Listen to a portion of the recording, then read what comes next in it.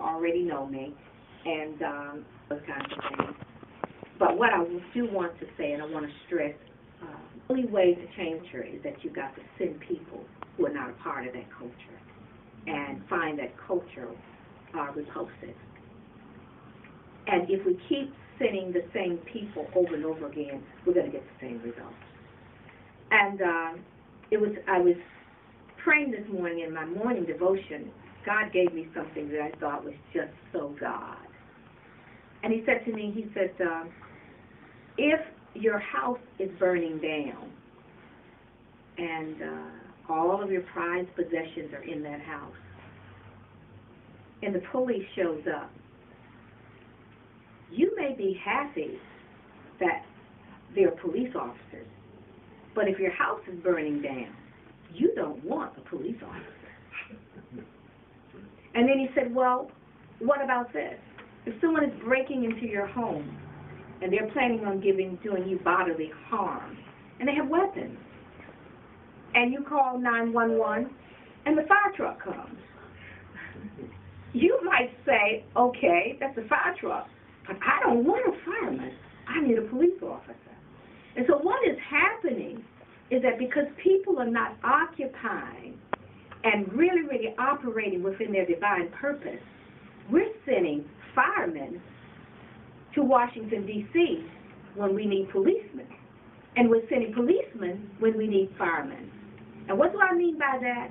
Is that if that's not your divine call and your divine purpose to go to Washington, D.C., you can go all day long and you can be qualified in whatever area you're qualified in. And you can have the credentials, but until you are operating with a divine purpose, you can't solve the problem. And I truly believe that I believe America's problems, first of all, are solvable. I think we can. In fact, I know that we can solve them. But you got to have the right people going at the right time for the right reasons, and people who have a purpose, a divine purpose. And I think that that's something that we really need to start talking about, people who say that they are Christians or that they know God. And so I'm not asking you to pray for me that I win, but I'm soliciting your prayers to pray for me that if this is my time, my season, and if this is the purpose for which God has for my life, then I want you to not only pray for me, but I want you to get out there and support me. Mm-hmm. But you go and talk to your God and see what God says. And if God says, I don't think so, then don't you support me. But you ask God, who is it that I'm supposed to be supporting? Because, and the reason why we had that conversation this morning, had that conversation with God, because I went before him one more time, as there was a elderly man in church. He was really elderly, and he used to say, one more again. And so I was at that one more again, God. And I said, I've just finished the 40 days of prayer, and this is the 12th day. And I said, God, are you sure you still want me to do this? Because if you don't, I don't want to do it. And I shared with my daughter this morning. I said, you know what? I said, if people really realize that I'm not jumping up and down to do anything other than what I'm called to do. Because the safest place to be is in the will of God. And if you're out of the will of God, I don't care who you are, you're not safe. Amen. And you're not fulfilling purpose. And so I'm about fulfilling my purpose. And so that's why we had that conversation this morning.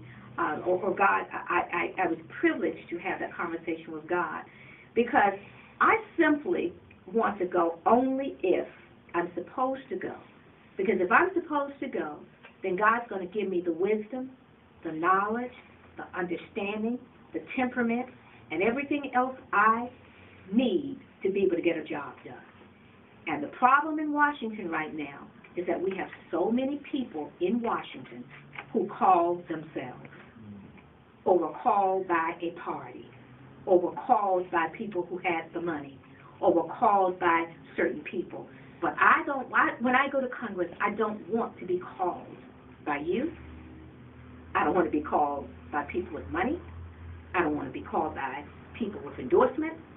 I don't want to be called by people with influence. But I want to be called by God. And if the call is by God, then the people of God ought to understand that. And so I ended my prayer this morning. I said, okay, God. I said, I'm gonna do it. I'm gonna continue to do this. And I said, but I'm asking you one thing.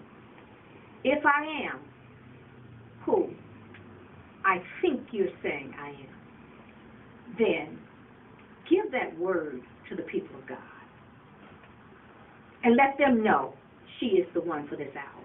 And if I'm not, make it clear to them that I'm not. Because I'm going to need your support. I'm going to need your support to go and talk to people. I'm going to need your financial support. Because we can't maintain this office here off of my money alone. We can't do it. I'm going to need your support, $5, $10, $25 from people. Asking people, will you pledge $10 a month? Will you become a part of the Lady J Club? $5, $10, $15, $20. We go to a restaurant and we eat, and we pay more than that for a meal. But I need your support. I need your support on a regular basis. It takes about $3,300 to run this office. And right now, that burden is falling on me. And so I need your support. I need your support. And I need your prayers. And I need you to go out and talk to people. Get on the phone and begin to talk to people. Tell them, I have a candidate. You need to hear her talk.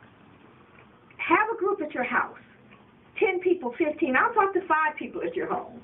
It doesn't matter to me. But have a little group at your home and say, we want you to hear this candidate because we believe that she is the candidate that's supposed to go to Washington. If you don't believe that, do absolutely nothing.